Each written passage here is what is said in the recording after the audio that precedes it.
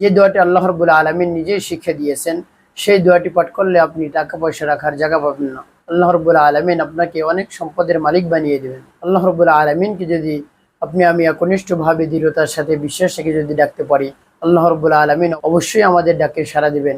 আল্লাহ রাব্বুল আলামিন পবিত্র কোরআন শরীফের মধ্যে বলেন, উদউনি আস্তাজিব লাকুম। বান্দা যদি আমার কাছে চায়, বান্দার চাইতে দেরি আমার দিতে দেরি নেই।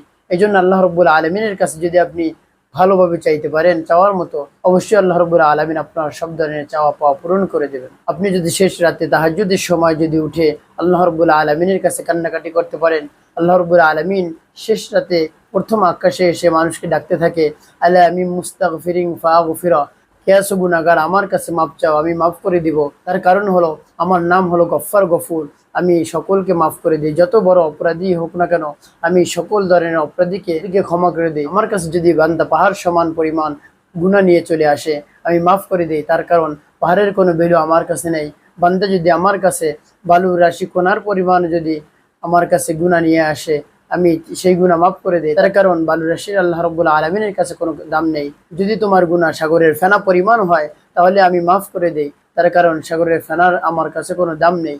এই জন্য আল্লাহ রাব্বুল আলামিনের কাছে যদি আপনি শেষ রাতে চাইতে পারেন, আল্লাহ রাব্বুল আলামিন আপনার চাওয়া পাওয়া পূরণ করে দিবেন, আপনাকে পরিপূর্ণভাবে ক্ষমা করে দিবেন। তারপর আল্লাহ রাব্বুল আলামিন ডাকতে থাকেন, আলা মিন মুস্তারজিকিন ফারজুকা, কে আছো ঋণগ্রস্ত, কার রিজিকের অভাব রয়েছে, আমার কাছে চাও। আমার নাম হলো রাজ্জাক, ইন্নাল্লাহা হুয়ার রাজ্জাকু যুল কুওয়াতিল মাতিন।